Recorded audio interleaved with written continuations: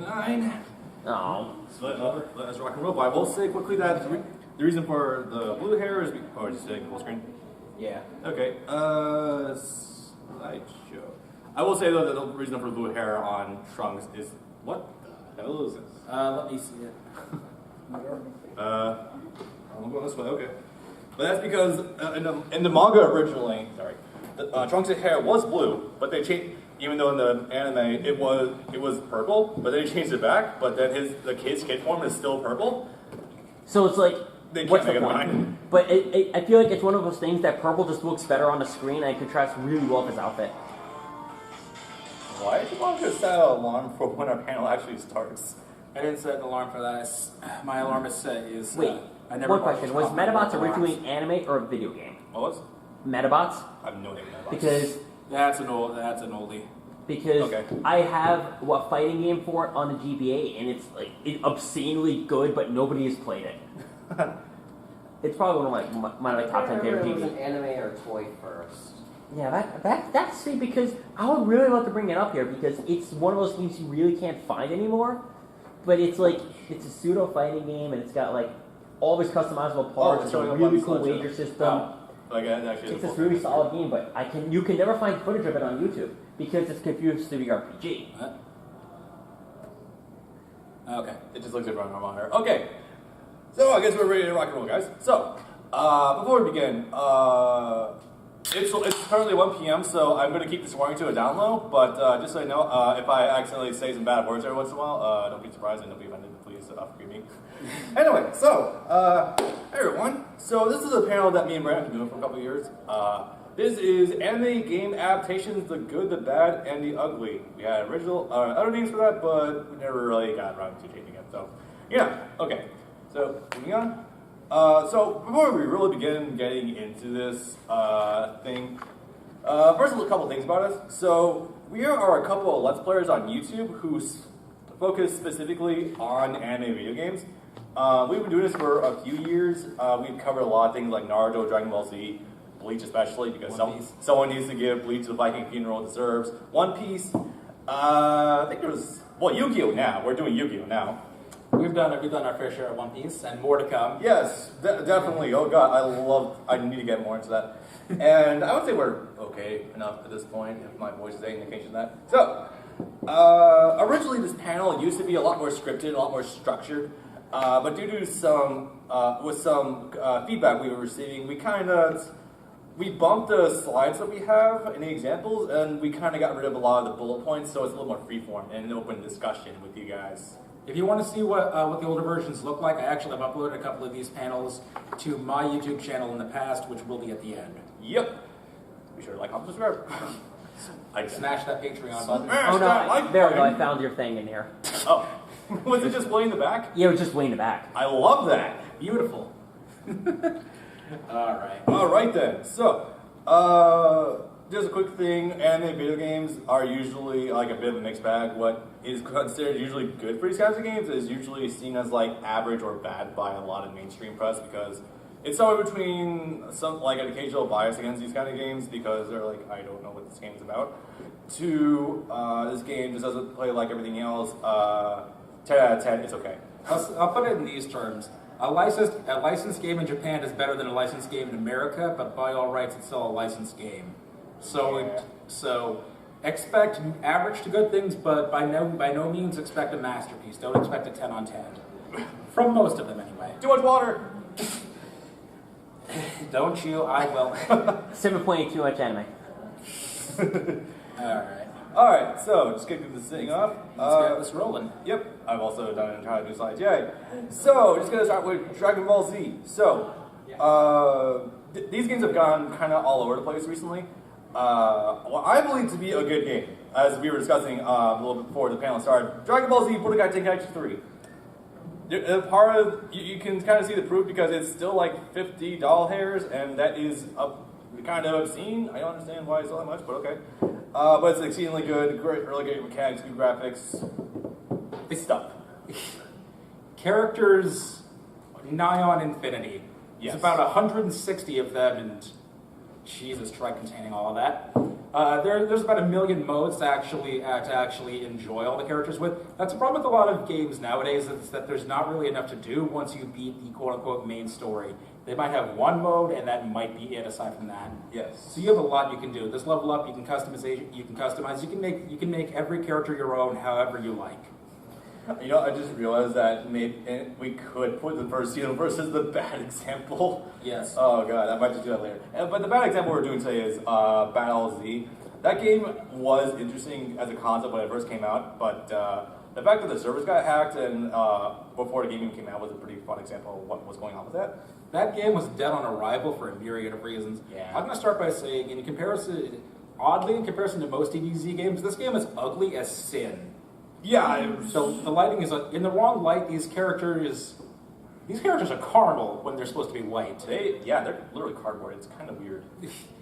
But it's a squad-based fighter. It's 4-on-4, whatever characters you want from I think about 70 or 80. Every character is set to a specific class. You have your supports. You have your interference. You have your head-on attackers. You have your blasters. All of that means basically nothing because once you get 2 or 3 characters, the game is essentially over. And, you know, the game is also horribly imbalanced with some builds just being completely unstoppable. See Super Saiyan 3 Goku. Plus, also the controls are just awful. Yeah. Somehow worse than Xenoverse now I think about it. That is amazing. You only have 1 or 2 attack buttons, and for the life of me, I never figured out how to do some ultimates. Yeah. Well, it's all the same input, but yeah. So, let's get put at the end, but I will agree with some things. The ugly is fighters. By the way, I'm going to be down in the game room, one people with fires later, so come check that out. Anyway. I wanted to clarify something up front. When you're actually in the heat of gameplay, the game is fantastic. The game is great. The game is a 9 on 10. Everything surrounding the actual game itself is awful. The presentation in this game is just abhorrent. From the moment you load up the game, you're stuck in a lobby instead of a menu. You have to walk around to where the versus is, to where training is, and it's a waste of time. I know there's a menu shortcut where you could just kind of teleport to them, but That was added later. That wasn't in there at launch. And that's no, and that's in all New Arxis games lately. That's in the Blaze Cross thing. I think Blaze Cross Tag Battle. I think that's in Guilty Gear Rev 2. Either way, It's not Rev 2. I have the game. Either way, it's abysmal and it needs to go. The story mode is Or streamline it. It didn't need to be 3 stories, 2 maybe. So, as someone who is currently, literally right now, let's playing fighters, I will say 2 things about that. One, I do like a lot of the concepts, about the story mode, but there really needs to be more in terms of stuff you can do, like optional super bosses, or certain challenges you can go fulfill, or et cetera, instead of just fighting the same clones over and over again, which is fun, because fighting game, I'm into this fighting game, I like practicing, but not everyone is into that, like this guy. So, It's you need to just the way balance it's it. structured. If the story mode brings back the board game from ye olden Budokai 2, and it does absolutely nothing with it. There are sometimes 2 or 3 maps in a row of entirely just filler content in some of the stories. I think they could make that game like the world map, like from Budokai 3, make it good. I was never even hot on that either. But even in gameplay, the cutscenes run at 12 frames a sec. There's no coherency between the background, the foreground, or anything. The characters in the combat, they move at 60 FPS. The trees, the leaves, whatever in the background, they move at 12. That's more a thing about Arc System that I don't really get, but... And honestly, just looking at some of the regular cutscenes is nauseating. Yeah. It's weird. Yeah, I saw Let's Play, but it's like, Jesus, it is this most stilted animation. And I get Arxis wanted to do something different from the usual visual novel style, but I feel like in this case, I would have rather had the portraits. I think it's more trying to replicate like actual anime feel with a low frame rate versus everything else, but it's still mismatching. Yes. Also, the self-insert story aspect is completely worthless. I think it's cute, but they go nowhere with it. What the hell is the point of something like that if you're not actually going to do anything with it? This is your excuse for why you get to play as all the other characters, Well, instead of say just having these characters fight each other. I'd rather have this though than Dead End Pathways, an actual vision novel format, but that's just me. No, I'm just saying, don't put up an excuse for characters to fight each other. Just have the characters fight each other. You can select these characters to fight this opponent. Pick these 2 or these 3 or whatever. Don't give me a reason if there's not a reason to beat it. Just let me pick the characters I want to pick. Moving on. Oh boy, okay. Nerds games, somehow the thing I'm most known for. I don't know why, but okay. For good or for ill? Yeah, somewhere in the middle of that. So, good games. Storm 3, great. Clash of Ninja 2, my personal favorite. Bad ones are Dragon Blade Chronicles and Impact. I especially don't like Impact, or not Impact, Dragon Blade Chronicles. I just want to, hold on, I want to get an idea. Have any of you actually played any of the games in the bad category? Okay then. You're better off. Anyone play Naruto games, period? Okay. Association. I guess that works. Do we want to run through them, or do we just want to skip to why bad is awful? Run through them. Might as well. Okay, so we'll list some bullet points for the good ones. So Storm, you're probably familiar with. Storm 3, we feel is especially the best one because it tells a really good story. It tells the best story. It has some of the best battles, and honestly, before the combat kind of fell on its face, it's probably still the best one.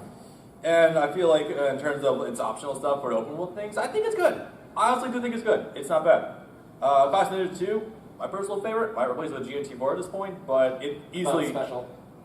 No, but I feel like Clash of Ninja in terms of actual like a raw fighting game for Naruto is the de facto best one because it has the best actual combat. It's best actual combat. It's got a lot of good mechanics. Surprisingly, there's still a lively community for it too, which I seem to have somehow found myself one of the heads of. But okay. I mean, Trek Super Slam has a competitive community. I think I know it.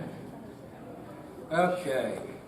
So Dragon Blade Chronicles. You know what? I'm gonna actually take the helm on this one because I have a personal experience with this one. I'm sorry. So I did do a Let's Play of Dragon Blade Chronicles, and it was bad. I hated it. Although it was funny in some places, but no, it's so bad. It's running on the Clash of Ninja engine, which is a pretty decent game engine, but it's like, no, let's take this fighting game engine and just adapt it into a 3D platforming game. Beat 'em up. You guys ever play Guilty Gear? Have you guys played Guilty Gear Isuka? The 2D beat 'em up? Yeah, it tries to do something like that, where it's like we have the base idea, and let's just like quickly shove it into like a genre that's not. So, an example of how I know that Dragon Blade Chronicles is really bad is one. It runs like 10 frames per second at any given time of day. Kill me. It's got some of the worst enemy design than any place I've ever seen in a video game. Question. Answer. Why does Naruto need a sword? He doesn't. Moving on. So, why did this game give Naruto a sword? Because it's weird. Anyway, so the big example of how I can tell you Dragon Blade Chronicles is a really bad game, this happened to me. I love it. So, I have a platform here, and there's a platform here. It's just a small chasm with a pit down here. So I was like, okay, as Naruto, I'm going to jump from here up to here. As I go to jump, at the arc of my jump, an enemy spawns right here, and it actually gets me to fall into the pit underneath it. Knockback, of course there's knockback. It's not even knockback. It actually drops me into the pit because it was right landed there. on top of you. He did land on top of me. That happened. I love that so much. I wish there was. Is there footage of that? Yes, I can record that too. Aw, man, I need to see that. It was terrible. For the record, we have Let's Plays of most of these games. Not all, but most of them. If you want to actually check out what any of these games look like in action. Yeah, I'm actually working on a lot of these games in real time. But yeah. So before Impact, I just want to say something punctually hilarious. How many of you guys watch Mojo? Watch Mojo. Watch Mojo put out 2 or 3 days ago a video of top 5 and worst 5 Naruto games. Oh. And their number 5 best was Impact. Why? It's Watch Mojo. It's literally baked in video form. I don't get it. You lost me. I am dead inside. I just thought I'd share that little factoid with you. Thank you for sharing that with me. I'm not going to crawl into a hole. But for a brief surmising of why Impact isn't a good game, it tries to be a Warriors game with a really weird. Okay, so Storm 3 had like these interesting like beat 'em up sections with certain characters. Like it was Sasuke named mostly in like the story mode. There was one mission where you could choose whoever you wanted, and then it was like they didn't do anything with it. So they adapted it into like its own game. But it's bad. Oh yeah, that reminds me. There's a funny about that. They brought that back for 1 stage and 1 stage. 2 stages and 2 stages only in Storm 4. Okay. One of them is when you're Obito killing all the mist guys when Kakashi kills Rin. Oh. So I just thought that was Kinda funny. neat. But if Koei Tecmo, the master and creator of the Muso style game, can't make a good game on the PSP, what chance does someone like CyberConnect 2 have? Ooh. Ooh. Yeah, it didn't end up too well. Warriors games on handhelds really wouldn't end up coming into their own until the Vita, and really until the Switch. Vita. You know, I just realized that I have a PSP in my backpack, but I realized, hey, I don't have Impact in there right now. That's probably for the best. And Ugly Storm 4. Also, for both, even just as a Naruto game, not even as a Warriors game, the roster is pitiful. It's only like 20, 25 characters, and it goes up until the fucking Kage Summit from the beginning of Shippuden. Mm-hmm. The Kage Summit, it only has 20 characters. You got messed up Danzo, but that's about the highlight of it. They also try to include Storm boss fights, and they don't work on the PSP. It also had Vic Mignogna voicing Obito. That was weird. Ahead of his time, really. Yeah, really. Alright, Storm 4. I don't have much to say about this because I still yet to actually play it, surprisingly. So most of you guys that know Storm will know that the one thing it's known for, more than gameplay or telling the story, is its immaculately beautiful cinematics and breathtaking boss fights. Well, the boss fights are here, but the cinematics are non-existent. For the first 3/4 of the game, there are no in-game cutscenes. They do this thing, which has popped up more and more in anime games lately, which I despise, which is, we're just going to tell the story just by using voiceover stills of the anime. Oh my god, please don't tell me they go too far. They do that all the time. No, literally. They do that right up until Kaguya explodes Madara, because the anime hadn't gotten to that point yet. So by that point, they had to create their own actual cutscenes. I am not kidding. I am scared. This is a 5-6 hour games. At least 4 of those first hours are just still cutscenes. Wow. Well, I guess I have that to look forward to. Thank you for telling me to hit the skip button. That's also why it's incredibly short. Because they can tell it that way, they don't have to make long, intricate, dynamic cutscenes. So Yeah. the game is half as long as Storm 3, and about a third, maybe a quarter as long as Storm 2. So you're not even getting your money's worth, unless you get the Boruto version. But that also has problems. If you thought the games weren't balanced before, Jesus Christ, they're at this point the game is sitting on the San Andreas fault line. I didn't think that Madara could get more broken in an Naruto game, but I guess I was wrong. Oh boy. Also, these games are the poster child for having 7 versions of the exact same character at a minimum. Yeah. You thought BT3 with its 4 Gokus was bad. No, there are like 9 Narutos. From Part 1 Naruto to Boruto Naruto. Not even like alternate costumes. It's just like actual like different versions of them that just have different ultimate attacks. It's so weird. Yeah. I don't understand this kind of concept, but that's just me. Plus, there's not even that much in the way of extra content anymore. The last 3 games at least had a bunch of mission modes, survival modes, tournament modes, etc. And some of those are still there, but Okay, we could spend like a whole thing on this. So let's keep going. One Piece. That's all I gotta say about that one. So, good games. Fire Warriors 3, Grand Adventure, Bad, Burning Blood, Ugly, in metaphorical sense, Unlimited World Red. I'll always tip my hat to Unlimited World Red for basically being Wind Waker. Yeah. In its graphic style. Really No, is. I've shown you that game. It looks like Wind Waker. Really is. I enjoy Wind Waker. So, Graphically. This game looks exactly like Wind Waker. No, I know. You played it with me. pretty much is. So Pirate Warriors 3, even now, in Best this Warriors game. depresses me to say, 3 years removed is the best Dynasty Warriors game ever made. Yeah. Yeah. Better than Hyrule Warriors, better than Fire Emblem Warriors. You know, it's funny, I remember at TaiyoCon someone telling me that they actually were pretty sure the Dynasty Warriors 9 was going to be the new best. You poor fool. I have not played any Adaptions. so sorry. Where you kind of play, it's like, no, I'm actually really starting to enjoy it. Like, no, you're not. That's what we call Cyclone Syndrome. Yeah, no, it's like, no, that's what they call being a Sonic fan. Same thing. Let's not debate that right now. But the game goes from the beginning to its own original ending with Dressrosa. Did you get Fire Warriors 3 for the Switch yet? Yes. you want to just break? Well, then we all have our HDMI feed, so we can't just show it right now. You bring the dock tomorrow, we can play in any room that's not occupied. You're not wrong. Oh God, Switch LAN parties. That's a hell of a thought. Bringing it back to 2002. Yes. But so it's the best controlling Warriors game out of all of them. There are no characters in this game that are overtly bad. Tons are better than others, but no one is a slog to use. Nope. I'll say it like that. The cutscenes are great. The boss fights are amazing. It tells the story pretty well, and the dream log is an experience. I like Dreamlog. I think it's a really cool idea for additional game mode. I do think it actually doesn't overstay its welcome. I like it for grinding, and I like to really fuck people up.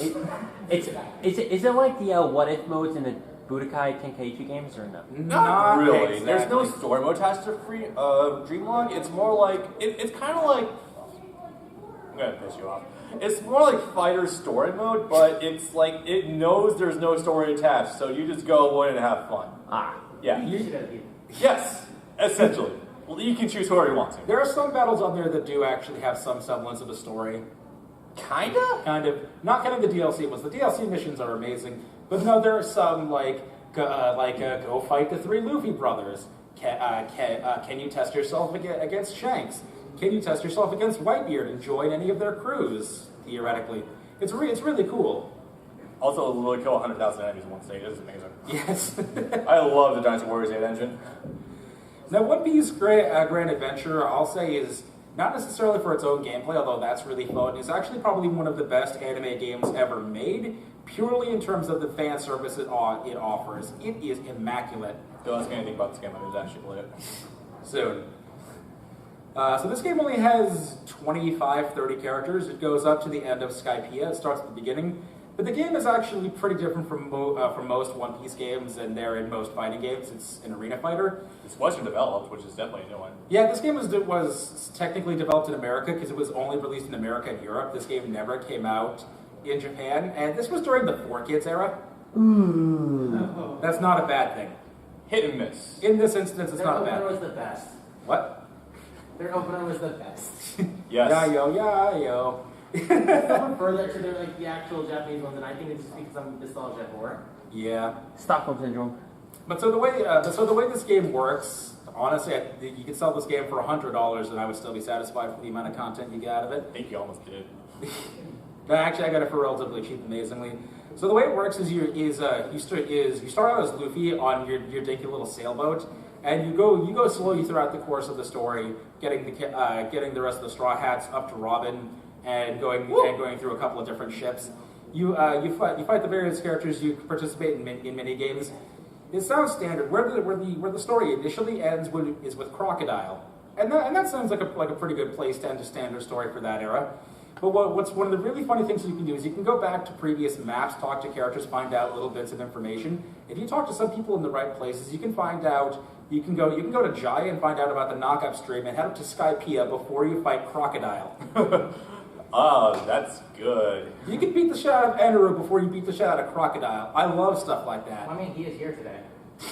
Yes. Yeah.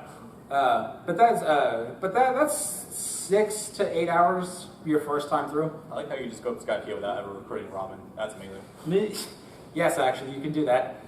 But and that's 6 to 8 hours, and that's a solid campaign for $40. No, by completing that, you've unlocked the first of 5 campaigns. In the second campaign, you play as Captain Buggy on his revenge quest, on his quest of vengeance to kill Luffy. You get to recruit a bunch of different pirates like Krieg and Arlong and etc. To try who are all spurned by Luffy, and you get to try to kick his ass and eventually fail. In the third campaign, you get to play as Crocodile during the formative years of Baroque Works. Wow. You get to take a bunch of the same characters. I haven't heard a lot of these stories, by the way. This is interesting. You get to recruit a bunch of the same characters and other ones to Baroque Works. And because at the time he's still under the guise of a warlord, you can even recruit Marines. You can I believe you can, and it's been like 12 years. But what? Did you get Smoker? Smoker as a campaign. I think you can recruit Mihawk. Oh my god! Under the guise of them both being warlords. But here's the funny thing, you can actually pick and choose who you want. Why would I want Wapple? He's gross and he sucks. Let me just walk past Wapple and recruit Arlong. Oh my god. In the fourth campaign, that one leads up to the end of Alabasta, where Luffy kicks his ass. In the fourth campaign, you are Smoker on his quest to just defeat all of the evil pirates and eventually Luffy. You get to recruit Crocodile because Warlord helped Marines. You get to recruit Mihawk Marines, etc. You basically get anyone who isn't a bad guy. You can recruit fucking Zeph and Kuina. Wow, really? Yeah, I don't get it. Oh my god, okay. And in the fifth and final campaign, you get to be Captain Usopp with his crew of 8 men behind him. In this campaign that doesn't actually have a story, you get to pick any other 7 of the accumulated 30 characters to be in your crew. Anyone you want. And they're all in your crew, and you can get to take them and play through every single map and every battle in the entire game. And it is fucking fantastic. God, I fucking love this game. I'd like to mention that we are not being sponsored by One Piece. You just happen to like these ratings very much. No, honestly, this is, like I said before, this is one of the best anime games I've ever played. Ever. How long is each campaign? Well, if you know what you're doing, 2 to 4 hours. If you don't, 5 to 7. Oh, we're definitely let's play this game soon. Yeah. And there are other side contents. There are versus modes. There's arcade mode. There's tournaments and mini games and etc. What I love about old Shonen Jump games is that in the mid 2000s, every Shonen Jump thing ever has its own trading card game. Oh yeah. This game has a gallery viewer for all of the trading card games released up to 2006, and it's hilarious seeing pseudo magic. I just thought of synchro summoning Dragon Ball Z characters. That was the funniest thing ever to me. Yeah. All the fusion characters are basically just overlays. Yeah. Okay. So enough about that 12 out of 10. Okay, so I'm going to keep us to maybe a few sentences for the upcoming games because, I mean, there's not a lot to say. Okay, so the next one, neither you nor I own. We've only played a demo. I've played in full. I thought you didn't have the game. PC. Oh, right. One Piece Burning Blood. Just a bit of a bad game. Just a bit. It's like J-Stars, but worse. As in, you can't control your camera. Do you have a training mode? No. Oh my god. It's the year 2016 and we still don't have training modes in fighting games. Okay. The camera is so awful. It hangs so low to the ground that you can't see your enemy through your enormous looming ass in the foreground. If you play as Frankie, you are the screwed. I mean, I like staring at Zoro's ass as much as the next guy, but I need to see the combat too. Jeez. Also, the controls are awful and the game is ugly.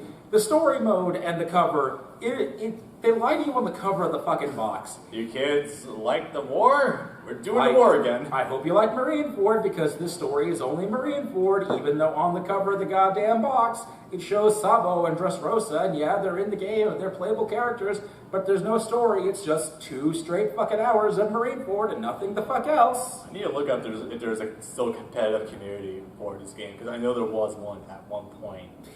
Also, this game astoundingly has like $25 worth of DLC. Ugh. Yeah, that's not going to happen. RIP. So Unlimited World Red, despite being in the ugly category, as I already said, is Wind Waker gorgeous. The problem is... It's not ostensibly a bad game. It's just questionable. Not inherently, but the problem is it marks the death of a franchise.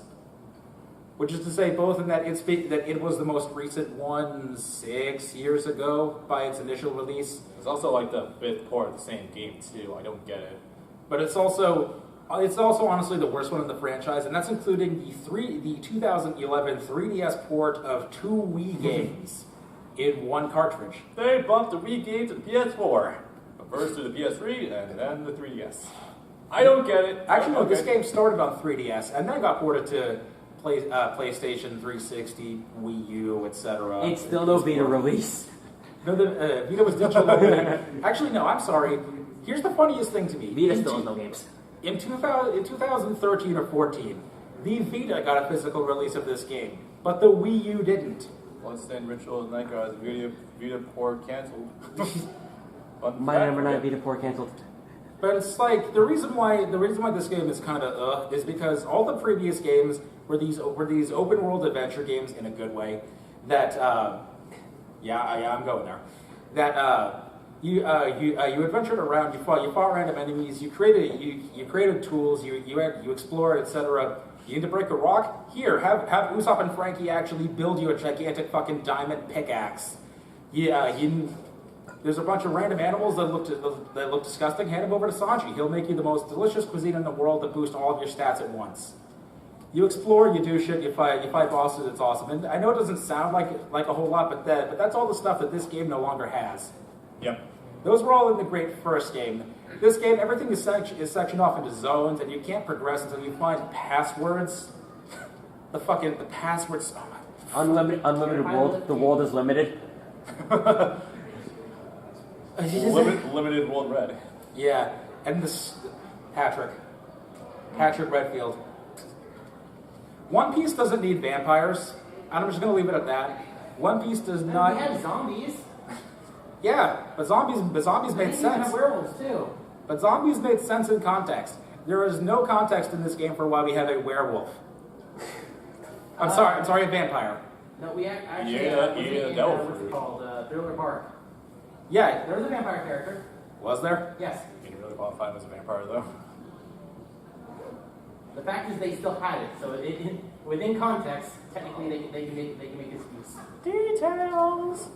But honestly, there's basically nothing to do in this game, and it's really short. I think it's less than 10 hours. The story is just awful. I'm glad less than 10 hours, though. As for me, I just wish the combat was a little more sharp. The sense of progression is weird. I'm not that big a fan of it, but I've been offended by far worse, so. Oh, that reminds me. Did I ever play the multiplayer with you? No, you didn't, actually. So the multiplayer is the most hilarious what the fuck thing ever. It's split screen, but it's not a traditional split screen. It's two small screens in each corner of the overall screen. It's not all the way along. It's just like two rectangle squares on opposite corners of the screen. One player looks up at that side, one other player looks at that side. There's nothing in between. There's no interface, there's no map, there's no nothing. Why the fuck can't you fill the fucking screen? I feel like we've been down this road with J-Stars before. I'm dead. Yeah.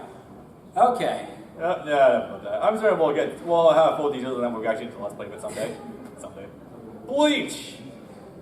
May ye rest in peace. But the Viking funeral that it deserves. That it never got. So, yeah, Did you like Clash of Ninja? Because if you like Clash of Ninja, you're gonna love Heat the Soul. Yeah, at this point, Brandon and I have done Let's Plays of all 4 of these games currently listed, and we've gone all the way back to Heat the Soul 3 currently. Still trying to find time for 2 and 1, but that's this point. So that's a funny story about that. When Bleach originally ended, we planned to do the Heat the Soul series completely in reverse. From, at the time, 5 to 1. Yes, but then we got caught up with this series, and that's another story. Thank you. So Heat the Soul 6 and 7 are great because they're some of the best playing Clash games, and they tell the story amazingly. 6 goes from the beginning until the beginning of Fake Karakura Town, as 7 tells the beginning to the end of Fake Karakura Town, and that story is an hour and a half long. Yeah, Heat of Soul never goes all the way to the end like Soul Resurrection does, but in terms of telling a decent story from front to back, even though it is in Japanese, it does a pretty nice job of it. On top of the fact that, yes, I as a competitive fighting game player, I do think this game actually handles pretty well, and is really well balanced. It's pretty fun. A good fighting game for the PSP, who would have thought? Yeah, right? It's like we can actually make those. Just, yeah. Anyway. So, yeah, the same story basically holds for both of these games. They're really good. I reckon they're not that hard to pick up either because... You can get them both for $20. They're both $20, and, like, the menus are strangely in English. The menus are all straight in English.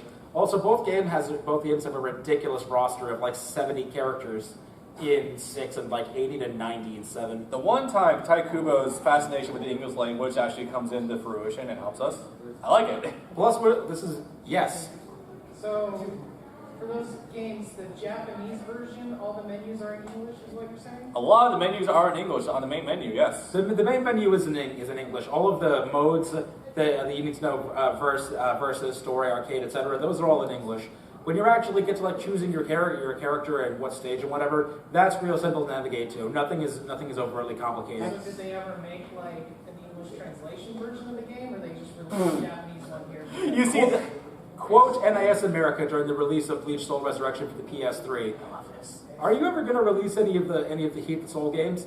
Why would we release those games? Those are on the PSP circa 2011. Why would you release PSP games in 2011?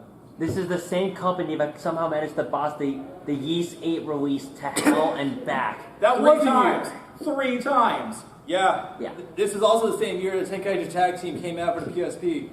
And the same year Dissidia 012 came out. What?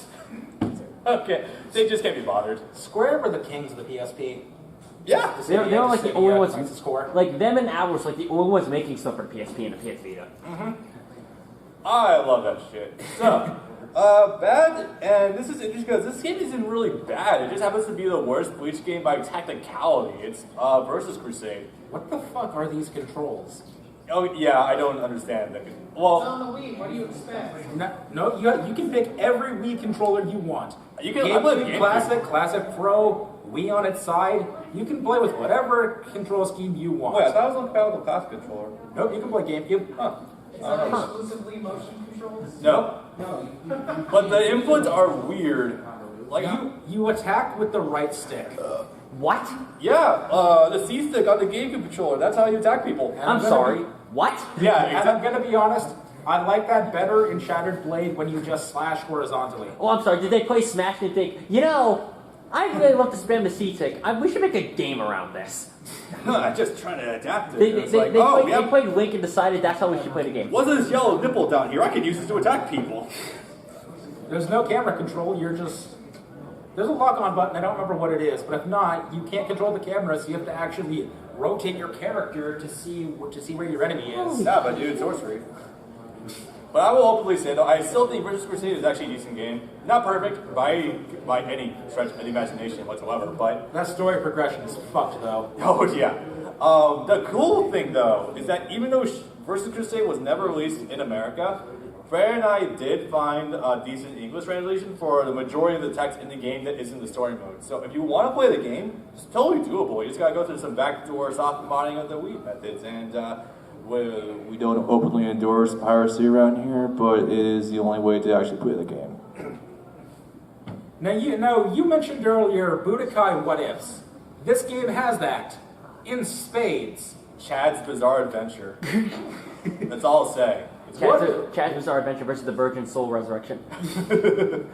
What if Chad got to beat up the one Espada who turned into the fucking pumpkin thing? The one that can control people with his eyes. Oh, right. Whatever the fuck his name was. The one that fought Byakuya. Yeah, I know what you're talking about. And conversely, what if Byakuya fought Ulquiorra? Bonsai Aizen-sama. So yeah, there's a lot of really, really cool what if stories that you have to go through a convoluted mess to unlock, but they're fun. It's a good game. Well, it's an okay game. I think it's enjoyable for it. This game also endorses gambling. Yes, it does endorse extensive gambling. I love it. So, this thing. Soul Resurrection is an anomaly to me because the more I go back to it, the more I find myself enjoying it more and more. In a weird sort of retroactive way, it's odd. I think it's with the benefit of hindsight. At the time, in 2011, I hadn't played Dynasty Warriors since 3 or 4. Mm-hmm. So playing games like 7, 8, Pirate, etc. since then gave me a new lease on this game, and how while it's by no means great, it is definitely at least a fun time. Oh yeah, just the game needed a lot more game modes. Oh my god, why? That is to say, the game needed any actual content to speak of. It's still on the PS3. You can get DLC. And it also needed to have more than 14 missions, each of which last a maximum of 10 minutes. It tells the story mode well, though. I will say that. It goes from the beginning of Waco Mundo to the end of Aizen. Not extensive, but it's there.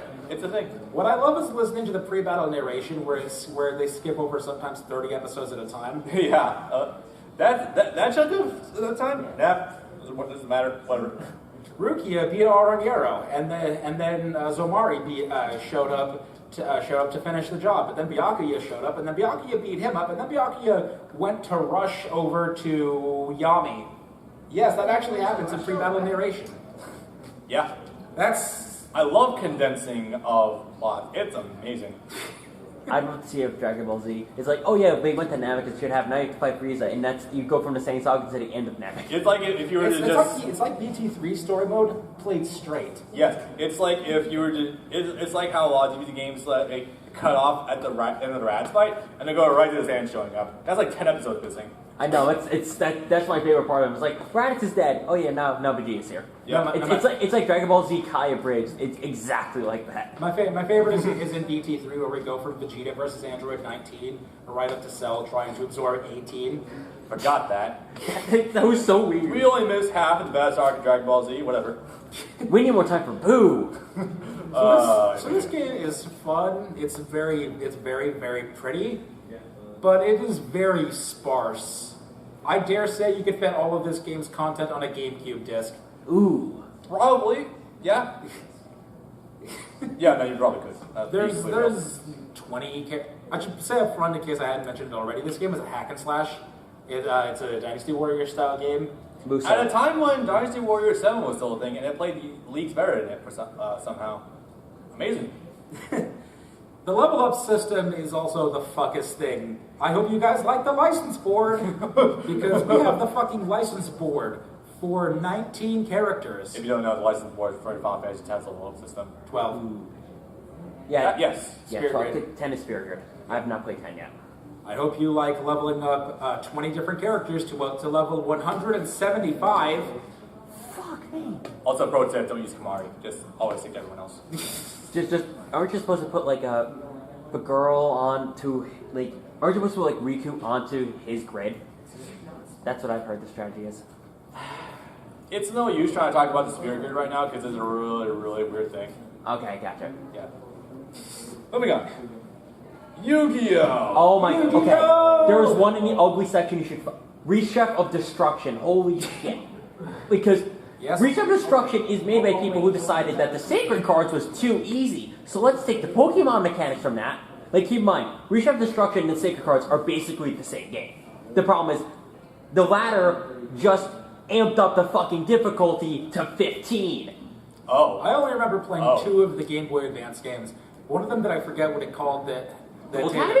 that did I think up to halfway through Battle City, and then this other one which was literally the Dungeon Dice Monsters Game Boy Advance game. Oh yeah, oh man. They made one for that. Oh my god. Sacred Yes, Cards, they did. Sacred Cards so fucking weird though because it had a Pokemon system where it's like type advantages, and you could really send the Time Wizard against like fucking like Link against like a shadow elemental monster, and it would still kill it. It was the fuckest thing. This is still a card game, right? Yeah, no, yeah. Oh, it was. It was completely a card game. It was just completely fucking awful. Okay. They also put it on motorcycles for some reason. Wheelie Breakers!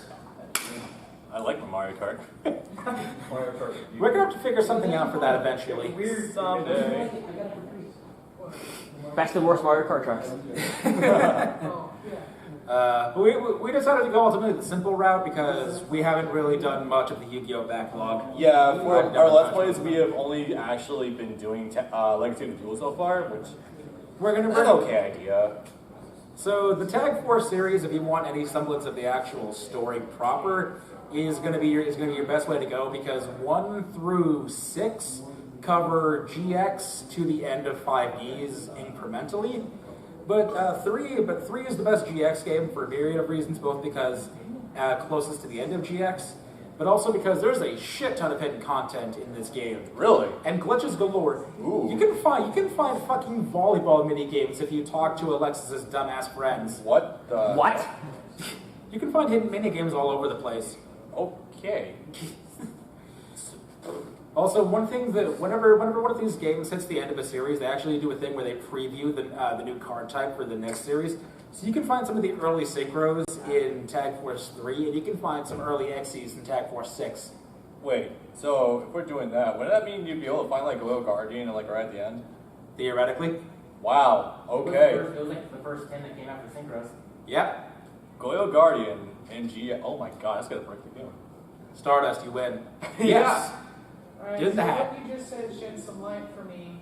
At the end of Legacy of the Duelist, I thought they were just cheap and locked the Arc 5 story behind DLC paywall. Yes, What- they did. What story? Is Yeah. it locked behind DLC paywall, or is it just a preview? The first and only Arc 5 duel in the base game is just a tutorial of the pendulum mechanic. It's Yuya versus Gangensaka. Yeah, But see, here's the funny thing. In the base game, if you don't have any of the DLC, if you go into the card shop or the edit mode or whatever, Yuya, despite being in the game, is not named Yuya. His name is not in there. His name is Pendulum. Yuya's name is Pendulum, according to this game. Man, I can't wait to play it as my favorite protagonist from GX, Fusion. Now, the fuck? I love the synchro deck. Yeah, Synchro is my favorite character. My favorite is Tuner. Now, the fuckest thing about Legacy of the Duelist is that most of the best cards ever from the Arc 5 era are behind an $80 paywall. That's already behind a $20 game. $80 paywall. And he paid for it too. It's a bunch of separate individual packs and sets of characters that you can challenge, but altogether it's $80 worth of DLC on a $20 game. It's a fucking Yu-Gi-Oh game. You can enjoy our Let's Play of Yu-Gi-Oh! Legacy of the Duelist on youtube.com/RisingJericho. I'm the anime critic. I play Yu-Gi-Oh games so you don't have to. What? I play games so you don't. Give me $200,000. He's doing the Nixon thing. It kind of is when you think about it. So bad games in Decade Duels and Millennium Duels are the funniest. I still love that we weren't able to find a proper cover for Millennium Duels. We found this fucking PSN card thing that you can buy that unlocks the game. You go into a GameStop, you buy a PSN card, and you put the code in, it just unlocks the game. Yeah. I hope you enjoy your game case. I didn't have the time or the energy or the wanting to Photoshop the image, so I was like, yeah, fuck it. Oh no, all of these games from the right, from Decade Duels onward, are all digital only. Yep. Visual releases, what the hell is that? Yes. So for your judging, I know you say you guys haven't played a lot of the Yu-Gi-Oh backlog still, but for judging based on like the game's good, are you going to include both gameplay and story, or like and then story based on like the anime series, or are you going for like gameplay that's more attuned to like the actual card game? Because like I know a lot of the really early Yu-Gi-Oh games, especially like you think I forget the name, Forbidden Memories, right? That's not a Yu-Gi-Oh game. The PS1 and the GameCube games. Duelist of the Roses. Yeah. Duelist of the Roses, like Capsule Monster Coliseum. Duelist of the Roses, though, you bring that up. I don't know if it's objectively bad, but I find it fun. Like I find the gameplay fun because it's refreshing. Like it's not just Yu-Gi-Oh. It's like this cool little maneuvering strategy game that I get to play. And I've seen people play it, and I know the general consensus is that it's a pretty good game. I can't comment on that objectively, so I'm going to lean with the consensus for now. We'll get to that in some years, but in general, for what we're looking at here, I would say gameplay is most forthcoming, but story should definitely be there if it's going to actually tell the story. I think it's objectively difficult to really judge a Yu-Gi-Oh game by its gameplay because it's the same universal card game across the board, except for when they get weird. I'm going to judge more gameplay based on how you navigate everything, or getting to the duels instead of the duels themselves. I remember When Sacred you put Cards. it like that, it's really funny that we put Tag Force in the good, because that interface for arranging your decks is fucked. You know what's also good? GX Dual Academy, because also did a really interesting thing where each session, they would implement a new ban list. Yeah, I've heard a lot of really good things about the DS games as well. No, GX Dual Academy was a GBA game. There was a GX game in the GBA era. Yeah. From 2004. Yeah. I'm not too shocked by this, honestly, but Yeah, it's actually really good. I don't doubt that. I've lost it. I've lost it. They even test you so you can move on to different houses, but when they test on ritual monsters, it's completely fucked. It's like, I don't have any ritual monsters. No. So with Millennium Duels, they at least try to tell some semblance of the 5G story, not well and not extensively. With Decade Duels, they're just like, yeah, we're not going to have any story at all. We're just going to have a leaderboard of characters that you need to be in relative progression for each series. And it's like the order of these things is kind of hilarious. It's like the next tree up you think would be full of better characters. And it's like Kaiba is the top of the first tree. Who's in the next tree? Who's at the top of the next tree? Duke. What? oh, yeah. Are you sure about that? Also, they start you out with some of the. Can I share my story? They start you out with fucking. Is it rank?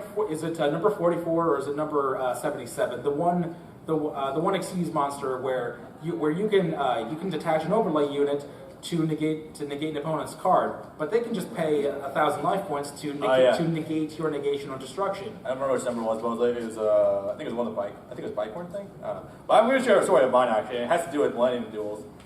I tried for about 5 minutes to play the game fairly. It didn't work. So here's what it does. So the game basically, there's no story mode. You would send through weird tournament brackets of like the eras that it starts with. Like it starts you with like a dual monsters era. The game goes from dual monsters to Zexal. Trust me, it looks like someone just threw the deck together in like 5 minutes by looking at all the dual monsters. It's terrible. So basically, it's like I'm going through the regular progression. You get to the top of one of the brackets, and Pegasus is there. It's like, okay, he's probably got like 2 monsters, and just gotta like have the 1 negation effect in my deck in order to fight the thing. I go find him. He has Pearl Knight, the Gem Knights. Gem Knights, yeah. Well, not Gem Knights. Like he has the Xyz card that has like 2,800 attack points, I think. Gem Knight Pearl. Gem Knight Pearl, that was it. You find him, and it's like this thing is like double the attack points of most of my monsters. What the hell just happened? And this is 3 duels into this game, and you're fighting Pegasus with Xyz monsters. Yeah.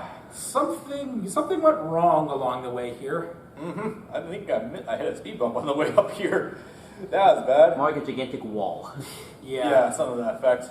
You can pay for pre-constructed decks via DLC, but those, thankfully, unlike with Legacy of the Duelist, where all of those are $5 per, these ones are only $3.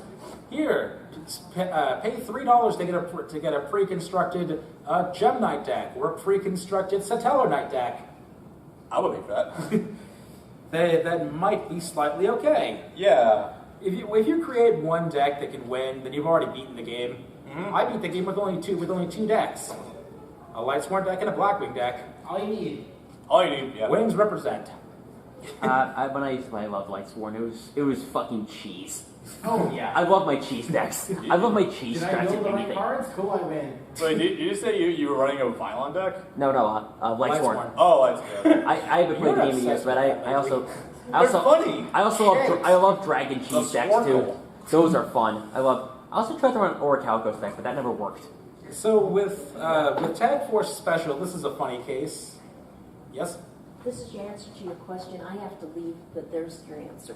Thank you very much. Thank you. So with Tag Force Special, this is a funny case because this is a PSP game that was released to commemorate the 15th or something anniversary in 2015. What? On the PSP. Japan only, PSP 2015. But here's the funny thing, it was digital only, even in Japan. So you can play this PSP game on your Vita, so they sold it as a Vita game, but it's a PSP game. It's basically, yeah, it's what you get on the tin, Tag Force Special. So it covers Duel Monsters to the end of the first season of Arc 5, and it certainly has a character and a card roster. Hey. Good luck trying to find a story somewhere in there. Luckily, some people in the community took it upon themselves to actually dub the entire, or not dub, translate the entire game. The game is English patched. You can play that. I actually have it on my phone. You have it on your computer too. You want to just quickly bring it up to like show the thing? I can try. Okay. Hey, what time is our panel end again? 2. 2. Oh, Time is it? oh shit, it's like 8 minutes. We can show it afterwards. Yeah, okay. Sorry, we're gonna move this along really quickly. We're gonna go in overtime. I don't give a shit. With Maximum overdrive. So the primary problem with Tag Force Special is that it is the epitome of bare bones. There are no animations, there are no character models. Everything that was in all the previous Tag Force games that made them fun, that made them cool, seeing the character models, seeing them react to taking damage, etc. Yet none of that's here anymore. It's just, this sure is the card game with no actual presentation to speak of. It's like Legacy of the Duelist. Legacy of the Duelist is a cute attempt at telling all of the stories from Duel Monsters to the end of Zexal. It sort of And it's functional, I'll give it that. It's a thing, I guess. It has animations that don't need to exist, and yeah, the rest of the game is locked behind an $80. And the DLC wall 4 times the cost of the game. Good stuff. No presentation. So. Yeah, that's about the Hey, someone I'll take what I can get. We had fun with this one. We figured since we've been tackling a lot of 2 games at this one's behest, figured, hey, we might as well just go ahead and talk about this really quickly. Why don't I didn't know there were console games for this. There are now. That's You have a so PS4. fucking. That's so weird because I'm not the Switch. Toho, but one of my friends is the Toho, and I just assumed all the games were like free. Yeah. We are cheating. There are a couple of Toho fanime. Let's not. No. Now we really are splitting hairs. That's why I said we're cheating. Yeah. And most of them suck. So there's the mainline Toho games are all top-down vertical bullet hell shooters, and they're all great. All of the spin-off games are anything but. So it's really a free fall in terms of what genre they land in. For the good ones, we have Double Focus, which is a Metroidvania, which is on sale on PSN like every other week. You can get it for like $4 most of the time. Pick it up. It's fantastic. It's 2-3 hours. It's a beautiful game with a bunch of mind fucks slamming through the floor. Scarlet Curiosity is an East type adventure beat 'em up thing with two campaigns. One where you play as Sakia and one where you play as Remelia. It's really funny how they try to justify Remelia stepping into sunlight. Literally, just Renosuke just gave her sunscreen. It's sunscreen so cold that it can actually, or sunscreen so effective, it actually creates like a void inside underneath it, and it just kills a person normally. That would freeze a human body solid. And Ramio's just like, yeah, it's a little cool now. I'll give it a shot if it means I can walk out in broad daylight and into volcanoes. Sure, yeah. Effective. That was me. Urban Legend and Limbo is one of the actual official Toho games. It's one of the floating fighting games, which are an ordeal. But it's the only official game to actually get a console release, Japan only. NIS America, give us this fucking game. I will pay you 3 times its worth. You will. Kobuto Burst Battle 5 is... It's a thing. It's not... You still have it on you, don't you? Yes. I do. Whatever. It's a 3D arena fighter with 2 attacks and what the fuck is movement? It's not... It could be way better if the movement wasn't so stilted and so stiff, but no, it's not the case. There's like 8 characters. Yeah. And this... That final boss, though. They'll never get used to that. The stuff of nightmares. Honestly, we had a bit of a hard time qualifying the ugly here because there's not really any standard to reach for. Genso Rondo is a versus fighting bullet hell thing. What? Yeah. Yeah, it's a thing, alright? It's an experience, I'll give it that. It's really hard to quantify. You'd have to look at footage to see what the hell it exactly is. We did a Let's Play of that 2 years ago. Has been 2 years, hasn't it? Yeah, I know, right? The jokes in that have not aged well either. They have not, no. Election.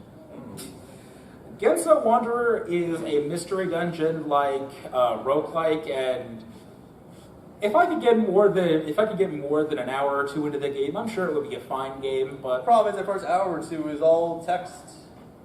of the entire first hour of gameplay, 40 minutes of it is pure cutscene, pure dialogue. And my suffering.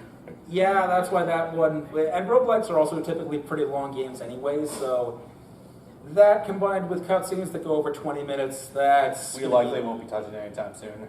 I also have something of a hatred for this game ever since the re-release of the exact same game came out a couple of months ago, which added very little content and added $40 worth of DLC that should have been in the base game, not DLC for the expanded re-release. Yeah. Fuck you, NIS America. Toho, here's the funny thing about Toho is that some of these random games will literally drop out of the sky with no warning to speak of. Toho Azure Reflections literally popped out of thin air on PSN one day, and okay, Sure. it is a horizontal shooter, which, as I understand, oddly enough, is a no-no in Japanese doujin circles. They don't really like their gradius, which I don't get. Wimps. Cowards. This game is fun, but it has a lot of bad design flaws. You can move in either direction. You can move left and right. You can change your character's direction facing left or right. But the problem is you can only shoot either left or right, and enemies can come up from every side of the screen. They can come up and shoot you from underneath or above, and because they shoot you before they appear, there's really no line of sight and no way to plan out your defensive strategy. Yep. You actually have a health bar of sorts, and in addition to bombs, actual like limit break type attacks. So you have defenses, but it's like I'm really not sure how to plan around this. Define defenses. Yes. Okay. Okay, so that's pretty much all the things we're going to go over. These are some bonus games that we feel like are really good that are worth talking about. We got time for it, but These are also all games that are based off of various anime. Okay, so the JoJo game is good. All right. Yes, All-Star Battle is great. Eyes of Heaven is not a bad game. Eyes of Heaven needs a training mode. That's all it needs. Because It Eyes must of have. Heaven needs training wheels. Yeah. because I do want to get that game at some point because I just got off a gigantic JoJo binge and I kind of want to play a JoJo game. Do it. JoJo All-Star Battle is a great game. It's a, would you call it Street Fighter or would you call it King of Fighters style game? King of Fighters. I'd love to play. I'd love for the Dreamcast game to get a re-release. That would be fun. It did sort of, and then it got pulled down. JoJo HD Ver for 360 and PS3 dropped in 2012 and then got taken down in 2014 because Capcom no longer owns the license to JoJo. And that's when Capcom was broke. And that was a game that was produced by Capcom. So if they don't own the rights to it, they can't sell it. That sucks. So you know what that means. Yo ho, Pirates like me. That's There's a myriad of interesting things in there. I agree. Yes? Have you guys played the Dynasty Warriors Fist of the North Star? I have not played this. I've played one. this. I know there's another one coming out. North Star Ken's Reach. That's something we need to get on too. I have not watched Fist of the North Star yet. There's like half these shows I haven't watched yet. I need to It's get okay. on Fist of the North Star has a long legacy, but it's emphasized on long. I was just saying, like, give that one a shot. I enjoyed it as a Dynasty Warriors game. Like, it was pretty fun. And then the new one coming out too that we are actually getting here. Yeah, Lost Paradise. Also, that Berserk game looks better than 2016 Berserk. Yeah. Yeah. Frying pans. Berserk in the Band of the Hawk was a weird ass game. Oh, I'll have you more opinions on that later on. I played the demo Dynasty Warriors Gundam. I remember it being really fun. It is really fun. That- Gundam 3 is weird though. I'm probably gonna need a game back at some point to actually put mine into it. Oh yeah. Gundam Reborn is great because there's like 140 some odd mobile suits and a bunch of different characters. Crappy story presentation, but the gameplay is great because it plays on Dynasty Warriors 7 engine and it's 7. You mean 8, right? no. We are talking about 2013. 3. Okay. Yeah, that was a weird one. And Nitro Plus is also cheating, but that's funny. That's just massive crossover. Yes. Yeah, I played the Afro Samurai one, and that one is actually really good. It is. And then I found out I got a sequel, and it sucks real bad that so much that they... It was terrible. You want something funny? This one provided me with the toy for the full game, and I have it on my hard drive. I just haven't really put a lot of mods into it because I haven't had the time. Did that only come out on PC or did that hit consoles? Oh, I think I think it came out everywhere, but it got retracted because it was so bad. it's Wait, so there aren't even copies in the wild? No. No, it was digital. Yeah. Rest in fucking pieces. Do you know how fast it was taken off shelves, or like how fast it was pulled back? Within Like, weeks. I think it was like 2 weeks after it came out, and then when the reviews came out, it was like, they just said, forget it, just cancel the whole thing. Yeah, they issued refunds to everyone too. Whoever made that game, they're under now. But yeah, the first half of Samurai game is fantastic. From Software. Really? I think. Or No. no. Surge, I think is what it says. I think From Soft made the first one. No, they didn't. I would have definitely heard of that. Huh. No, they didn't. Because I thought I heard it was made by the people that made Tenchu, and Tenchu was made by From Soft. Got me. I don't know anything about that. Okay. Black Rock Shooter still gets me. We do still have the need to do that.